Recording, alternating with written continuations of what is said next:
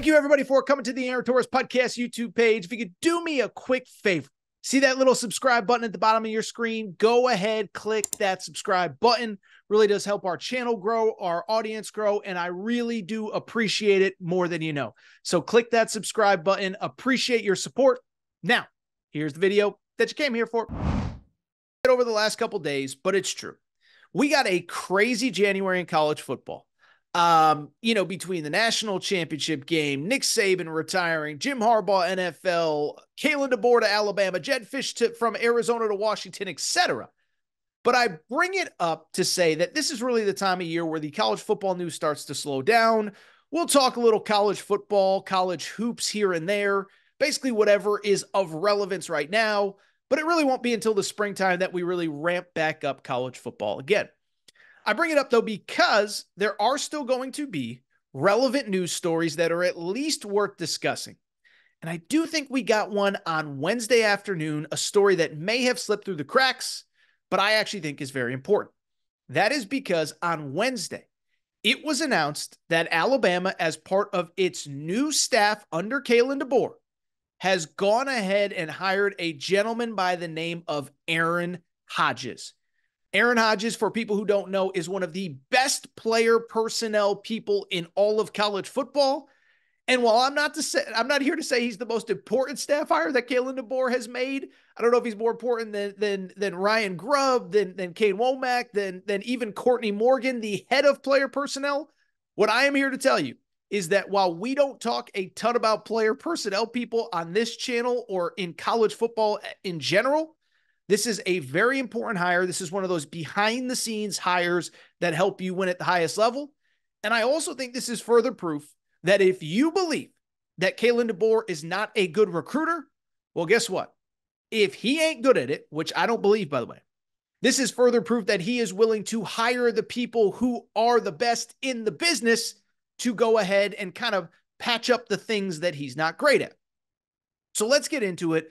Let's discuss. A lot of you are probably sitting there saying, Torres, I can't believe you're talking about a player personnel guy here in early February. We're like, well, what are we doing here?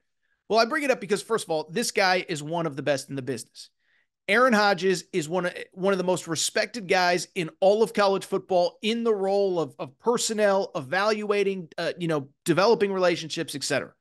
He was a guy who started in the Ohio State personnel department. And Ohio State and Alabama, really bluntly, about 8-9 years ago, were really the first two programs that really kind of created what we see now, which is that basically every major college football program, even the non-major ones, have basically an entire personnel department that is there to not just evaluate high school players, but to evaluate portal guys, to build relationships, etc. Well, this guy started at Ohio State under Mark Pantoni, who is basically like the godfather of player personnel in college football, one of the earliest guys that was solely in charge of recruiting and whatever. So he starts at Ohio State. Then he goes to Purdue in the early part of the Jeff Brom era.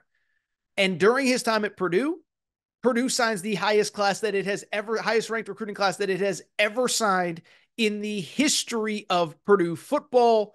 A big group that, by the way, helped Purdue win a Big Ten West title, not this past season, but 2 seasons ago. Easy to forget, but Jeff Brom's final year, they won 8 games and won the Big Ten West. Then, after Purdue, it is worth noting that most recently, he was at TCU, which, if you didn't notice, played for a national championship and had an uptick in recruiting. 2023, TCU signed the best recruiting class in the history of the program. Guess who their director of player personnel was? This guy right here. And oh, by the way, never forget, when TCU played for a national championship in 2022, it was Sonny Dykes' first year, but it was important because they were very aggressive in the portal, added a lot of key pieces, and really were able to flip that roster really quick. And so basically, everywhere this guy goes, recruiting goes through the roof. And I'm not here to say it's going to get better at Bama, because I don't know if it can get better than 7 number 1 classes in the last 10 years. But these are the kind of people that you need to hire behind the scenes if you want to continue to be at the elite of the elite level, which is where Alabama has been. Georgia, Ohio State, Michigan. There aren't many programs that have been at Alabama's level. But to stay there, These are the people that matter. So credit Kalen Deboer for going out and getting this guy and locking him in and making him a part of the Bama program. Beyond that, I think this is really important for two key reasons. Okay, let me explain why. One, again, what did I just say? These are the kinds of people that you need to have the highest level of success in college football, and more specifically, the highest level of success in recruiting. And this is something, and this is important to me, okay? Because I do believe this kind of gets lost in the conversation about college football, is that I think we just live in this world where everyone just assumes, oh, it's all about NIL. That's all anybody cares about. You got to have the biggest bag. And I'm not here to lie and say that NIL does not play a huge factor, and in many cases isn't the motivating factor in a lot of recruitments. I don't think it's the only factor in every single recruitment, because whatever, like there's a lot of things that go into a kid making a college decision. Location. Are you close to your parents? Are you far from your parents? Are you playing in the SEC? What is the playing time? What does the depth chart look like? Are you going to a program that's established? Are you going to a program that's coming up? How comfortable are you with the coaching staff? How comfortable are you with the campus? So there are a number of factors that go into decisions outside of NIL. But what's important is to have the people in place that can build the relationships that you need to be in the rooms with elite players. So if we're working under the assumption, which I've been told since the day Kalen Deboer got hired, oh, he's not a good recruiter.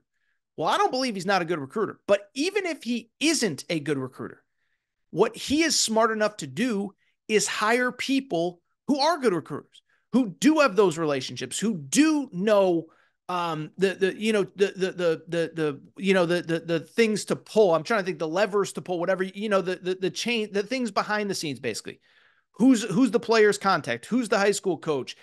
Is there an NIL agent? Like it's not just the head coach's job to be a key recruiter. It's important for a head coach to have the people on staff that are going to get him in the right rooms, right? It's not just enough to have that script A on your shirt. The question becomes, can you get me in the room with the kid? What are we going to say? How are we going to?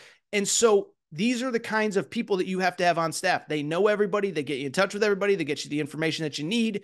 That to me is really important. And he is one of the best at this in college football. Beyond that, I also think this speaks to something else with Kalen Deboer. What it speaks to me is, again, let's work under the assumption that he's not a good recruiter. Now, I think it's nonsense, but let's work under that assumption. If we are, guess what? You know what's good about this hire? You know what's great about this hire? It speaks to the fact that Kalen Deboer is doing something that all successful people do.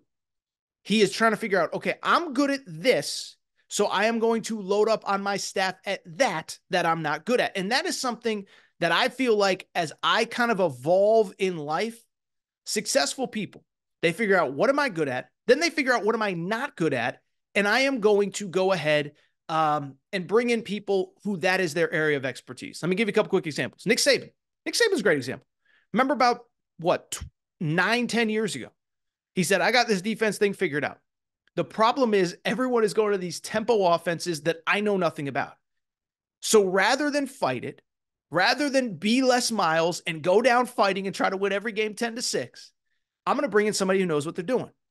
And he brought in Lane Kiffin. There was no ego from Nick Saban. There was no attitude from Nick Saban. It was, this is where the sport is going. This is where we need to get to. You are the person who get us there.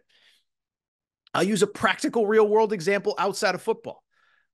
Just this past year, and I'm not saying I'm smart or successful, but the last 6 months, I've brought on a social media producer, a younger guy, super talented, shout out Matt, who does all my graphics, all my reels, all my Instagram stuff, all my TikTok stuff, etc. By the way, make sure you're following on Instagram, Aaron Torres Pod, and Aaron Torres Pod on TikTok as well. Because what I realized is, I think I'm pretty good. You put a mic in front of me, you let me talk. I think for the most part, I do pretty well. I have good segments and bad ones. This one's pretty good, I think. But I've had better, I've had worse, whatever. It's like the movie Liar Liar. I've had better. But anyway, the point I'm trying to make is that what I am not good at is creating graphics, is creating video reels, is doing that stuff. And so I brought in somebody to do the things that I'm not good at. And so where I respect Kalen Deboer is if he knows that he is not a good recruiter, or if he just knows, hey, I don't have the time to get into the weeds. I don't have the time to meet with every high school coach, every 7-on-7 coach, every whatever. That's what these guys are for. And now you have this guy, Aaron Hodges, working with Courtney Morgan, who, of course, runs the player personnel department.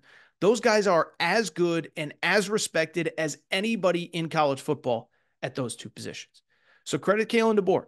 Listen, we don't know if he's going to work. We don't know if he's not going to work. And obviously in a 12-team playoff era, and an expanded SEC, expectations are going to change. What's a successful season? What's a bad season are going to change.